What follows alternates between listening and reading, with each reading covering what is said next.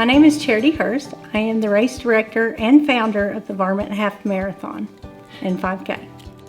I grew up in Burke's Garden, and a friend of mine asked me to go to Duluth, Minnesota and run Grandma's Marathon. So I headed up there with her, and we ended up just relaxing and in a hot tub with a young man that was from Mexico, and he said he directed a half marathon in Mexico that gave margaritas after the race.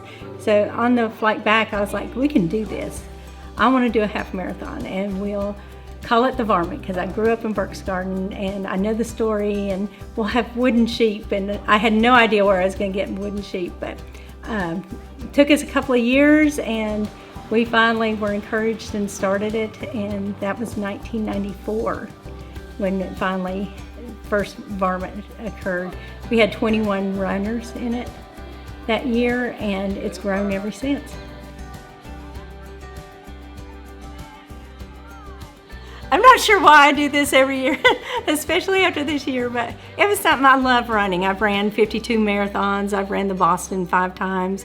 I've traveled across the country, and it means a lot to have an event so close to home, and with so much history, and to get people in to see beautiful, Burke's Garden's beautiful. It's God's thumbprint, and it's just a gorgeous place to run. And when I was in high school, this is where I ran. I lived over here for several years, and I ran every morning. I'd run the 6-mile loop, so that's why I wanted it here, and I just love doing it. Good morning. My name is Charity Hurst. I'm your race director. I'm the founder and race director of the Varmint for the last 29 years.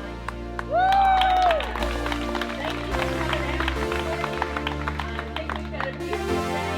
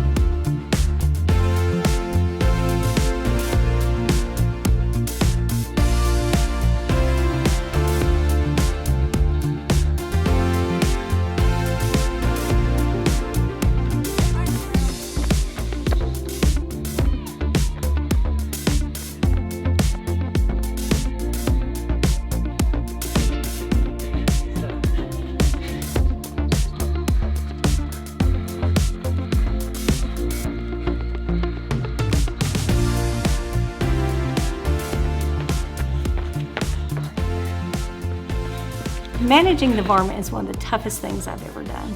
It requires a lot of time, a lot of effort. I do a lot before the race, as far as even getting the trophies, the unique trophies of the sheep. So it's a lot of effort there, and then getting the trophies. This year, especially after the pandemic, the trophies, we ordered them 3 months ahead of time, and a lot of things did not come in. So it takes a lot of effort and a lot of time.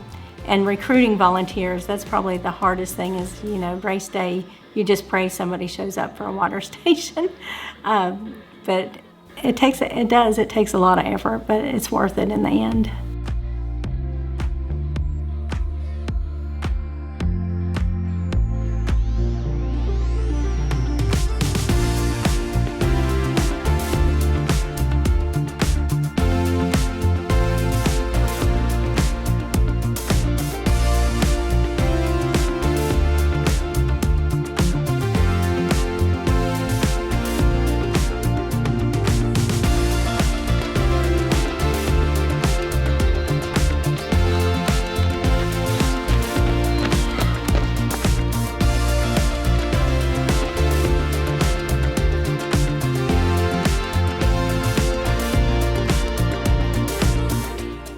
You have to train. If you're going to run the Varmint, you have to train. It's not the easiest course. It's rolling hills. It can be hot at times, and it can be really cold.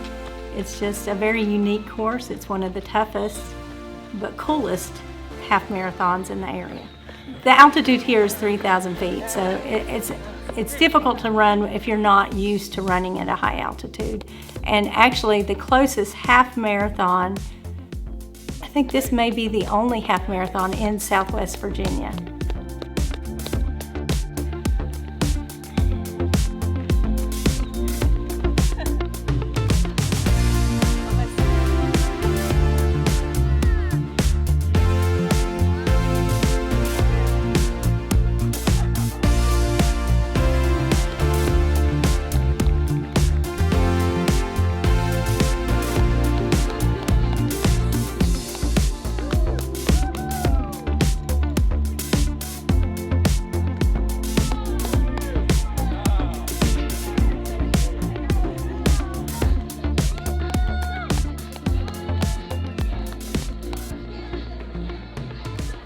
The thing I love the most of the Varmint is seeing the people, the runners, after they run.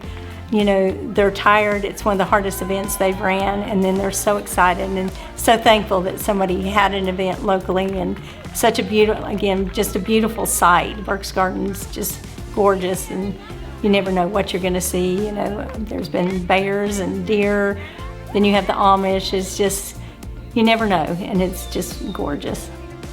If you'd have asked me if I wanted to keep doing this yesterday, the answer would have been no, because I was so stressed. But yes, I do want to continue with it in the future.